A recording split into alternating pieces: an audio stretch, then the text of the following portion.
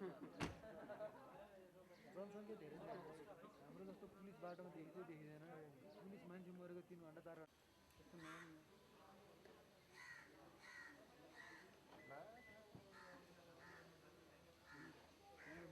Oh, mina lama, ding ya tak sini tahu nih.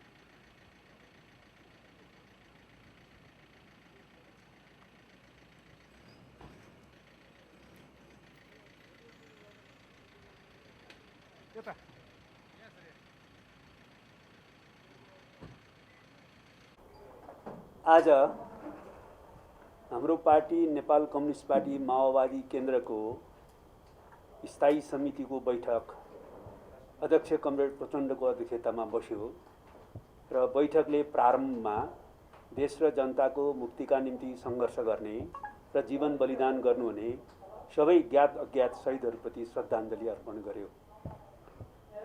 त्यसपछाडि बैठकमा अध्यक्ष कमरेड प्रचण्डले स्थायी समितिको बैठकलाई पछिल्लो राजनीतिक घटनाक्रम र मुख्यतः गठबन्धनले गरिरहेका कामहरू र सरकार गठनका बारेमा अहिलेसम्म विकसित घटनाक्रम र विविध त्यससँग सम्बन्धित विविध पक्षहरूका बारेमा बैठकलाई जानकारी गराउनु भयो र बैठकले गठबन्धनलाई सुदृढ बनाउने यो सरकार र प्रतिनिधि सभालाई पूरा कार्यकाल चलाउनका निम्ति अगाडि बढ्ने साथसाथै जनतालाई हामीले प्रतिगमन विरोधी सङ्घर्षका क्रममा व्यक्त गरेका प्रतिबद्धता अनुसार सरकारको काम जनमुखी ढङ्गले प्रभावकारी बनाउने भन्ने कुरामा जोड दियो। त्यसैगरी हाम्रो पार्टीले केन्द्रीय समितिको बैठक यसअघि यही श्रावण 20 गतेदेखि बस्ने निर्णय गरेको थियो। पछिल्लो घटनाक्रम र आवश्यक तयारीलाई केही समय अझै लिनु उपयुक्त देखिएको कारणले 20 गतेदेखि सुरु हुने भनेको केन्द्रीय समितिको बैठक 30 गते सुरु हुने गरी पुनर्व्यवस्थित गर्ने निर्णय गरिएको छ। 20 गतेको बैठकलाई 30 गतेसम्मका लागि स्थगित गरिएको छ। पार्टीका सबै कमिटीहरूलाई यही श्रावण 30 गते भित्र देशभरिका सबै वडा कमिटीहरू गठन गर्न र त्यसको अद्यावधिक विवरण केन्द्रीय कमिटीको बैठकमा आउँदा केन्द्रीय कमिटीका सदस्यहरूले सम्बन्धित प्रदेशबाट लिए आउन निर्देशन दिने निर्णय पनि गरेको छ। र स्थायी कमिटीको बैठक सरकार गठनको पूर्णता सम्बन्धी विषयहरूलाई छलफल गर्न भोलि पुनः 3 बजे स्थायी कमिटीको बैठक बस्ने निर्णय गरिएको छ। आज अध्यक्ष कमरेड प्रचण्डले सम्बन्धित घटकहरूसँग छुट्टा छुट्टै र सामूहिक रूपमा पनि वार्ता गर्ने निर्णय पनि गरिएको छ। हाम्रो पार्टीको स्थायी कमिटीको बैठकको गम्भीर ध्यान अस्ति महाकाली नदीमा तुहिनबाट जसरी एकजना नेपाली नागरिकको महाकाली नदीमा खसेर अहिलेसम्म बेपत्ताको स्थिति छ, त्यसप्रति पार्टीको बैठकको गम्भीर ध्यानाकर्षण भएको छ। यस सम्बन्धमा सरकारले तत्काल छानबिन गरी अहिलेसम्म समाचारमा आएअनुसार, सूचना प्राप्त भएअनुसार भारतीय एसएसबी को तुहिन फुस्काइदिने गतिविधिको कारणले नै नेपाली नागरिकले महाकाली नदीमा खस्ने र बेपत्ता हुने र अहिलेसम्म आशंका गरे अनुसार उहाँको जीवन नै गुमेको हुन सक्ने जो स्थिति उत्पन्न भएको छ, त्यसका बारेमा तत्काल छानबिन गरी सम्बन्धित व्यक्तिहरूलाई कारबाही गर्न र त्यस निम्ति भारत सरकारसँग गम्भीर आपत्ति सहित आवश्यक कारबाहीको प्रक्रिया अगाडि बढाउन पनि माग गर्ने निर्णय गरेको छ। धन्यवाद। जस्तो अब सरकार प्रभावकारी काम गर्न पर्छ सरकारले भनेर जोड दिइरहँदा सरकार अहिलेसम्म पूर्णता पाएको छैन। मन्त्री परिषद विस्तारको अन्यल छ, 20-22 दिन भइसक्यो। अब यो कहिलेसम्म पूर्णता पाउँछ? के भएर चाहिँ ढिलाइ भएको? यसको ढिलाइको कारण चाहिँ हामीले जनता समाजवादी पार्टी र गठबन्धनमा सामेल, सरकारमा सामेल हुन सक्ने सबै पार्टीहरूको तर्फबाट मन्त्री परिषदमा सहभागी गराई मन्त्री परिषदलाई पूर्णता दिनु उपयुक्त हुन्छ भनेर ठानेर गरिएको हो। जसपाको चाहिँ वैधानिकता सम्बन्धी निर्णयको निम्ति जसपाले नै त्यतिखेरसम्म मन्त्री परिषदको पुनरावृत्तिको निम्ति केही समय पर्खिदिउँ भनेर अनुरोध गरेको थियो।